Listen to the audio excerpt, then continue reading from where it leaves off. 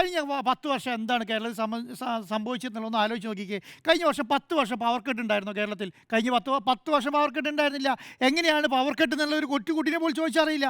ഏതെങ്കിലും ഒരു വർഗീയ കലാപം കേരളത്തിൽ ചൂടിക്കാണാൻ കഴിഞ്ഞിട്ടുണ്ടോ കഴിഞ്ഞ 10 വർഷത്തിനുള്ളിൽ? മുൻകാലങ്ങളിൽ അങ്ങനെയാണോ സംഭവിച്ചിട്ടുള്ളത്? ലോഡ് ഷെഡിംഗ് എന്ന് പറഞ്ഞ സംഭവത്തെക്കുറിച്ച് എന്തെങ്കിലും അടുത്ത കാലത്തെങ്കിലും കേട്ടിട്ടുണ്ടോ? ലോഡ് ഷെഡിംഗ് എന്താണെന്ന് ജനങ്ങൾക്കറിയോ? ക്ഷേമ പെൻഷൻ കഴിഞ്ഞ 10 വർഷമായിട്ട് മുടങ്ങിയിട്ടുണ്ടോ? കഴിഞ്ഞ 10 വർഷം 2000 രൂപ ഒരു മാസം ക്ഷേമ പെൻഷനായി കൊടുക്കുന്ന സംസ്ഥാനം കേരളമായി മാറി. ഇന്ത്യയിൽ ഏറ്റവും കൂടുതൽ ക്ഷേമ പെൻഷൻ കൊടുക്കുന്ന സംസ്ഥാനം കേരളമായി.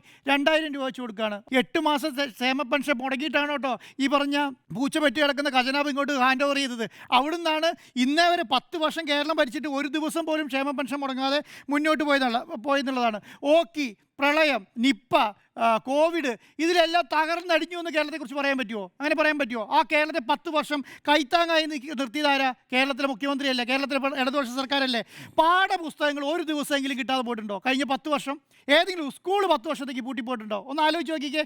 യു.ഡി.എഫ് ഭരണകാലത്ത് അങ്ങനെയായിരുന്നോ? പാഠപുസ്തകത്തിൽ ഭക്ഷണം, അവിടെ തിരി കൊടുക്കാനും പിന്നെ നിലവിളക്ക് കൊടുക്കുന്നത് വരെ മന്ത്രിയുടെ പേരിൽ കലാപമായിരുന്നു ആ സമയത്ത് അല്ലേ? ഈ പറഞ്ഞ ഗെയിൽ പൈപ്പ് പദ്ധതി ഈ കേരളത്തിൽ നടപ്പിലാക്കാൻ പറ്റില്ല എന്ന് പറഞ്ഞ് ഉപേക്ഷിച്ച പദ്ധതിയല്ലേ? കേരളത്തിൽ നടപ്പിലാക്കാൻ കഴിയില്ല എന്ന് പറഞ്ഞ് ഉപേക്ഷിച്ച പദ്ധതിയാണ് ഗെയിൽ പദ്ധതി. നടപ്പിലാക്കിയില്ല കേരളത്തിൽ. ഒന്ന് ആലോചിച്ച് നോക്കിക്കേ.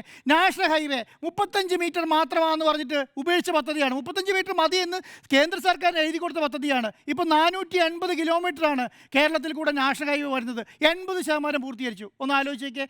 80% പൂർത്തീകരിച്ചു എന്നാണ് പറയുന്നത്. 5.5 ലക്ഷം സാധാരണക്കാർക്ക് 5.5 ലക്ഷം സാധാരണക്കാർക്ക് വീട് കിട്ടി. ഒന്ന് ആലോചിച്ച് നോക്കിയേ. 4 ലക്ഷം ആൾക്കാർക്ക് പട്ടയം കിട്ടി. എത്രയാണെന്നറിയോ? 28,000 കോടിയാണ് സ്പെൻഡ് ചെയ്തേക്കണേ വീടിന് മാത്രം. 28,000 കോടി. എത്ര? 2 ലക്ഷം കോടി കേന്ദ്രം തരാനുള്ള സമയത്താണ് 28,000 കോടി സ്പെൻഡ് ചെയ്തിരിക്കുന്നത്. പൊതുമേഖലാ വ്യവസായ സ്ഥാപനങ്ങൾ ഏതെങ്കിലും ഒരെണ്ണം പൂട്ടിപ്പോയോ? പൊതുമേഖലാ വ്യവസായ സ്ഥാപനങ്ങളായാലും പൂട്ടിപ്പോയോ? ഏതെങ്കിലും ഒരെണ്ണത്തിൽ ശമ്പളം കൊടുക്കാത്ത പ്രശ്നം അറിയുന്നുണ്ടോ? ഏതെങ്കിലും ഒരു ശമ്പളം കൊടുക്കാത്ത പ്രശ്നങ്ങൾ ഉണ്ടായിട്ടുണ്ടോ? വ്യവസായ പാർക്കുകൾ ഏതെങ്കിലും ഒരെണ്ണം പൂട്ടിപ്പോയോ? IT പാർക്കുകൾ എത്ര എണ്ണമാണ് ഉണ്ടായത്? സ്റ്റാർട്ടപ്പ് പാർക്കുകൾ എത്ര എണ്ണമാണ് ഉണ്ടായത്? നിങ്ങൾ നോക്കിക്കേ. അവസാന നിമിഷം വന്നിട്ട് പൊടിമണ്ണിൽ വന്നിട്ട് ഫ്ലൈറ്റ് ഇറക്കിയതാണ് കണ്ണൂർ എയർപോർട്ട്. പൊടിമണ്ണിൽ അല്ലേ? നമ്മളെ കണ്ടതല്ലേ? അവിടെ എയർപോർട്ടും ഉണ്ടായിരുന്നില്ല, അവിടെ എയർപോർട്ട് ബിൽഡിംഗ് ഉണ്ടായിരുന്നില്ല, ഒന്നും ഉണ്ടായിരുന്നില്ല. അവിടെ കണ്ണൂർ വിമാനത്താവളം ഉണ്ടായിട്ടില്ലേ? ഈ പറഞ്ഞ വിഴിഞ്ഞം പോർട്ട് നിങ്ങളൊന്ന് ആലോചിച്ച് നോക്കിക്കേ. വിഴിഞ്ഞം പോർട്ട് എഗ്രിമെൻറ്റ് വെച്ചിട്ട് ഞങ്ങളുടെ കുട്ടിയാന്ന് പറഞ്ഞിട്ട് ആ വഴിക്ക് അങ്ങ് പോയി. വിഴിഞ്ഞം പോർട്ട് പൂർത്തീകരിച്ച് അവിടെ 2ാം ഘട്ടത്തിലേക്ക് കിടക്കുക. ഒന്ന് ആലോചിക്കുക. ആദ്യത്തെ ടേമിൽ തന്നെ ആ പോർട്ട് പ്രോഫിറ്റിലായി. ഒന്ന് ആലോചിച്ച് നോക്കിയേ. വാട്ടർ മെട്രോ എങ്ങനെയാണ്? വാട്ടർ മെട്രോ എൻ്റെ കുട്ടിയാന്ന് പറഞ്ഞ് എഗ്രിമെൻറ്റ് വെച്ചിട്ട് പോയി അല്ലേ? അത് പൂർത്തീകരിച്ചു കഴിഞ്ഞ 10 വർഷമായിട്ട്. ഈ പറയുന്ന കൊച്ചി മെട്രോ ഒരു ഭാഗം മാത്രം പൂർത്തീകരിച്ചിട്ട് പോയി. ബാക്കിയുള്ള ഏരിയകൾ മുഴുവൻ പൂർത്തീകരിച്ചു.